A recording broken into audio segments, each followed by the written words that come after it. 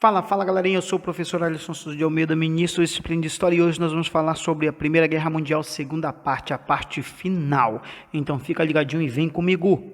Primeiro, vocês estão vendo aí que está um pouco em vermelho? Pois é, essa é a última parte do vídeo anterior que nós fizemos, que foi a questão da Alemanha com o Império Austro-Húngaro, Turquia, Bulgária e Itália, e a França, Inglaterra, Bélgica, que entraram ali depois, primeiro com um país neutro, e depois, após isso, a Sérvia e a Itália em 1915, e os Estados Unidos e o Japão também. O Brasil foi o único país, novamente, lembrando, que sul-americano que entrou neste grande conflito. Falamos sobre a primeira fase e tal, tudo mais e tal, beleza.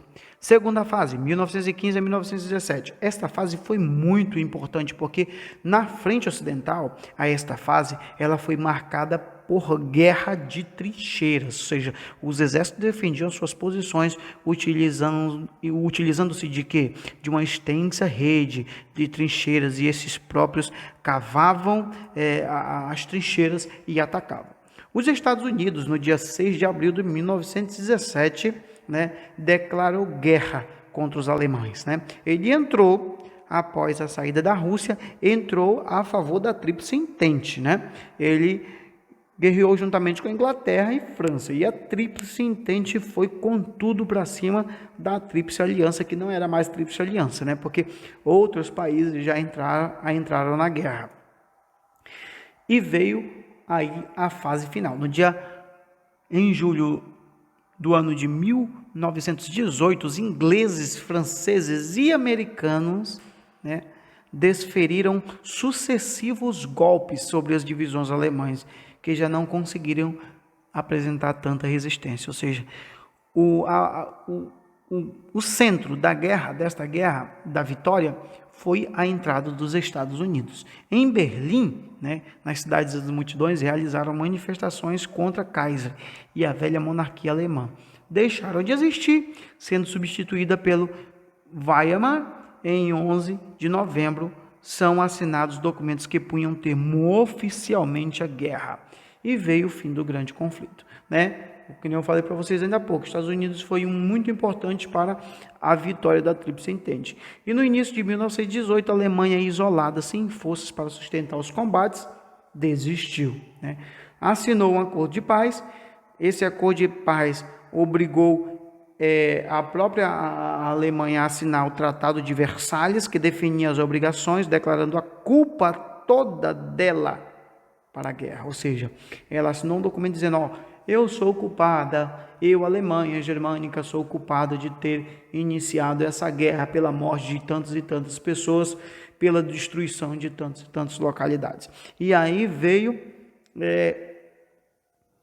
a conta, Qual foi essa conta que veio, Ela cedeu as minas de carvão para a França por um prazo de 15 anos, cedeu as colônias, submarinos, navios mercantes à Inglaterra, à França e à Bélgica.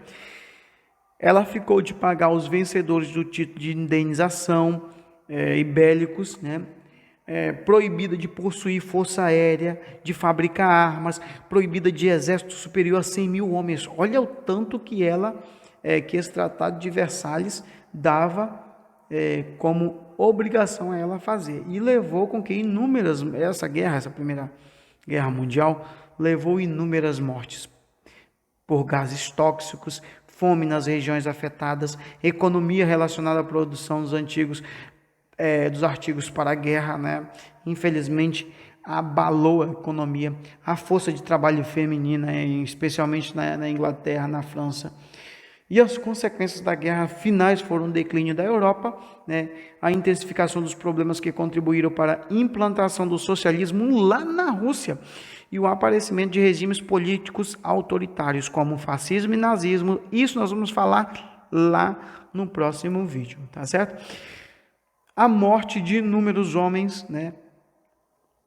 ou seja, as guerras de 1790 a 1913 juntas, de cada 1.000 soldados, de cada 100 soldados mortos, 63 pertenciam às Forças Armadas da Entente. Olha lá, e inúmeros civis, Alguns historiadores eles dizem que as mortes todas na Primeira Guerra Mundial, ela chegou beirando ali uma faixa de 5 milhões de soldados, de pessoas aproximadamente, né?